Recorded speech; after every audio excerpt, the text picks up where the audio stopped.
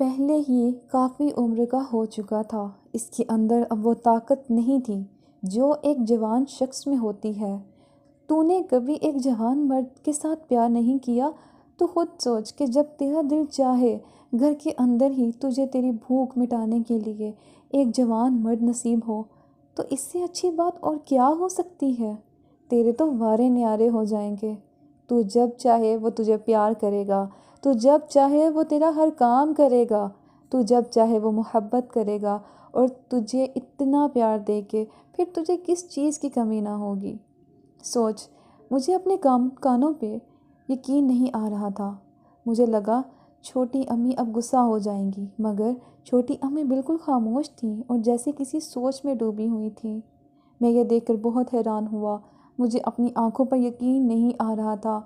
کیا چھوٹی امی میرے بارے میں سوچ رہی تھی؟ یہ خیال مجھے بہت زیادہ پریشان کر رہا تھا۔ چچی یاسمین اور چھوٹی امی اب اپنے کپڑے پہن چکی تھیں۔ وہ دونوں اب بیڈ پر بیٹھی تھیں۔ کچھ دیر چھوٹی امی سوچتی رہیں اور پھر بولی، میں نے بھی یہ بات نوٹ کی ہے کہ وہ مجھے کن نظروں سے دیکھتا ہے، مگر آپی دیکھنے میں اور کچھ کرنے میں بہت فرق ہوتا ہے۔ وہ جوان ہو رہا ہے، شاید اس لیے اس کا اپنے اوپر کنٹرول نہیں ہے، مگر وہ جانتا ہے کہ آخر میں اس کی ماں ہوں اور میں عمر میں اس سے 10 سال بڑی ہوں، تو وہ اپنے سے اتنی بڑی عورت کو پیار کیسے کرے گا؟ اسے اپنی عمر کی لڑکی آسانی سے مل بھی تو سکتی ہے، تو وہ ایک بڑی عمر کی عورت میں دلچسپی کیوں لے سکتا ہے؟ چچی یاسمین، میری بھولی بہن، تجھے تو ابھی اور بھی بہت کچھ سکھانا باقی ہے۔ سب مرد اپنی ہی عمر کی لڑکی میں دلچسپی نہیں رکھتے۔ کچھ مرد اپنے سے بڑی عمر کی اور کچھ مرد اپنے سے کافی چھوٹی عمر کی لڑکیوں کو پسند بھی کرتے ہیں، جبکہ ان میں اپنے سے بڑی عمر کی عورت کو پسند کرنے والے مرد زیادہ ہیں، اور جب یہ مرد اپنے گھر میں بڑی عمر کی عورت کو دیکھتے ہیں تو انہیں ان سے بھی محبت ہو سکتی ہے۔ چھوٹی امی، آپ اتنے یقین سے کیسے کہہ سکتی ہیں؟ آپ کہہ تو ایسے رہی ہیں جیسے آپ کو کسی مرد نے خود بتایا ہو۔ چچی یاسمین، ہاں، مجھے بتایا ہے، اور کسی نے نہیں بلکہ ریحان نے ہی ہماری شادی کی رات مجھے یہ سب باتیں بتائیں۔ پہلے تو مجھے بھی یقین نہیں آ رہا تھا، مگر جب ان کی باتیں سنی تو مجھے پورا یقین آ گیا۔ چھوٹی امی، کون سی باتیں؟ آپ کیا کہنا چاہتی ہیں؟ کیا ریحان بھائی بھی ماں جی کو ایسی نظروں سے دیکھا کرتے تھے؟ مگر مجھے آپ کی باتوں سے ہمیشہ سے نامرد ہی رہے ایسا لگتا ہے۔ چچی یاسمین بولی، ریحان ہمیشہ سے نامرد نہیں تھے، اور وہ اماں جی کو ایسی نظروں سے صرف دیکھتے ہی نہیں تھے بلکہ وہ بہت کچھ کر بھی چکے ہیں، اور ان کے نامرد ہونے کی ایک وجہ اماں جی بھی ہیں۔ ان باتوں پر یقین نہیں آ رہا تھا مجھے۔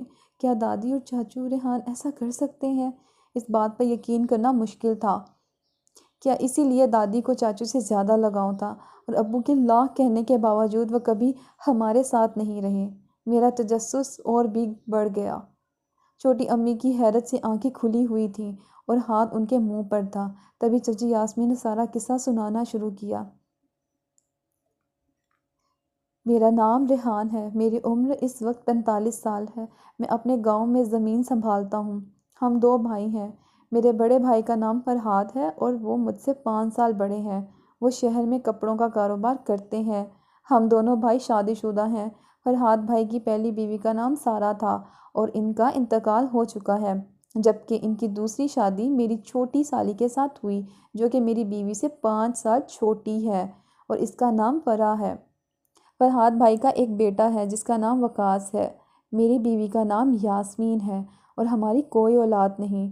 اولاد نہ ہونے کی وجہ میرا نامرد ہونا ہے، اور میرے نامرد ہونے کی وجہ کچھ حد تک اماں جی ہیں، جو کہ ہمارے ساتھ ہی رہتی ہیں۔ اماں جی کی عمر اب 65 سال ہے۔ میرے والد سے ان کی شادی 14 سال کی عمر میں ہو گئی تھی۔ پہلے شاید لڑکیاں جلدی جوان ہو جاتی تھیں اور ان کے جوان ہوتے ہی ان کی شادی کر دی جاتی تھی، اور 1 سال کے بعد ان کا پہلا بیٹا پیدا ہوا جن کا نام انہوں نے فرحاد رکھا۔ فرحاد بھائی کے بعد دوسرا بیٹا میں تھا۔ میں فرحاد بھائی کے 5 سال کے بعد پیدا ہوا۔ میرا نام میری امی نے ریحان رکھا۔ میری عمر صرف 15 سال تھی جب میرے والد کا ہارٹ اٹیک کی وجہ سے انتقال ہو گیا۔ ابا جی کے جانے کے بعد اماں جی بالکل اکیلے پڑ گئی تھیں، اور ان کی بے چینی میں اچھی طرح سمجھ سکتا تھا۔ اماں جی کی جسم کی بھوک عام عورتوں کی نسبت کہیں زیادہ تھی، اور یہ بات مجھے اس لیے معلوم تھی کیونکہ ہم سب لوگ ایک ہی کمرے میں رہتے تھے۔ اکثر رات کو میری آنکھ کھلتی اور میں اماں جی کو اور ابا جی کی باتیں سن کر حیران ہو جاتا۔ ابا جی اکثر زمینوں کا کام کر کے بہت تھکے ہوئے ہوتے تھے، جبکہ اماں جی کسی بات کی پرواہ کیے بغیر اپنے جسم کی بھوک مٹانے کے لیے ابا جی کو زبردستی راضی کرنے کی کوشش کر رہی ہوتی تھی، اور صرف ایک بار نہیں بلکہ رات میں اکثر وہ 2 بلکہ کبھی کبھی تو 3 بار بھی اپنی بھوک مٹواتی تھیں۔